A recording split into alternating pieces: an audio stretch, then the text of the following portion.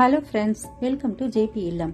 இன்னைக்கு நாம இந்த வீடியோல ரொம்ப டேஸ்டியான பூண்டு குழம்பு எப்படி செய்யலாம்ங்கிறது தான் பார்க்க போறோம். அதுக்கு முன்னால நம்ம சேனலை இன்னும் நீங்க சப்ஸ்கிரைப் பண்ணுங்க.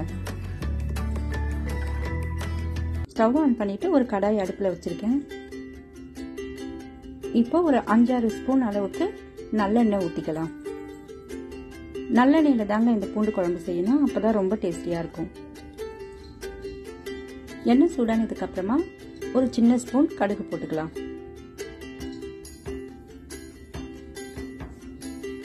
கொஞ்சம் கருவேப்பிலையும் போட்டுக்கலாம்.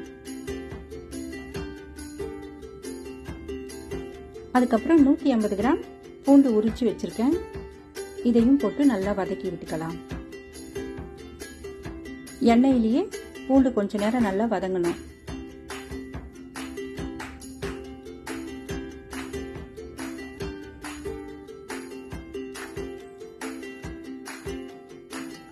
அதுக்கப்புறமா கொஞ்சமா பெருங்காயத்தூள் போட்டுக்கோங்க. கொஞ்சம் மஞ்சத்தூளும் போட்டுக்கலாம்.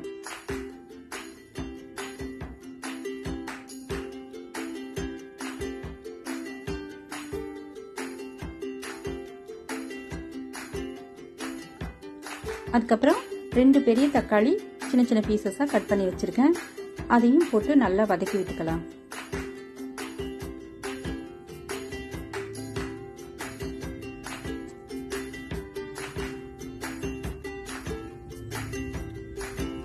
ஒரு ஸ்பூன் சில்லி பவுடர் போட்டுக்கோங்க.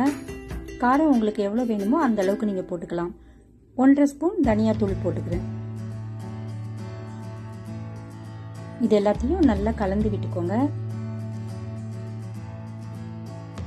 மசாலா தூள் எல்லாம் ஆட் பண்ணும்போது ஸ்டவ் சிம்லயே வச்சுக்கோங்க, இல்லைன்னா சீக்கிரமா கருகி போயிடும்.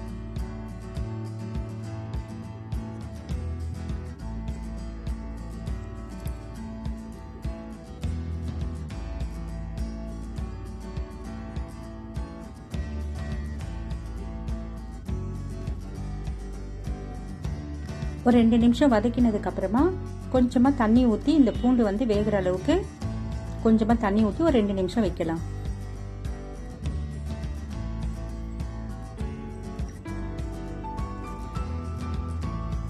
இப்போ 2 நிமிஷம் ஆயிடுச்சு, பூண்டும் நல்லா வெந்திருக்கு.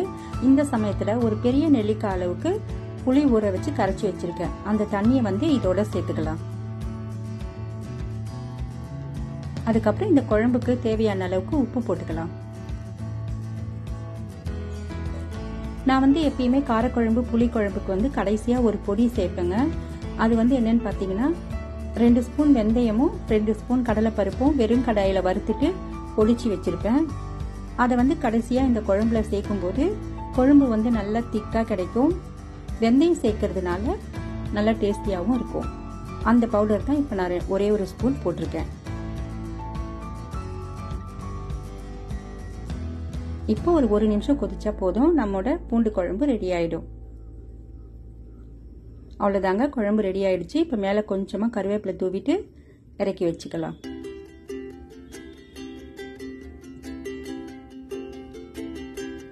பூண்டு குழம்பு ரெடி ஆயிடுச்சு.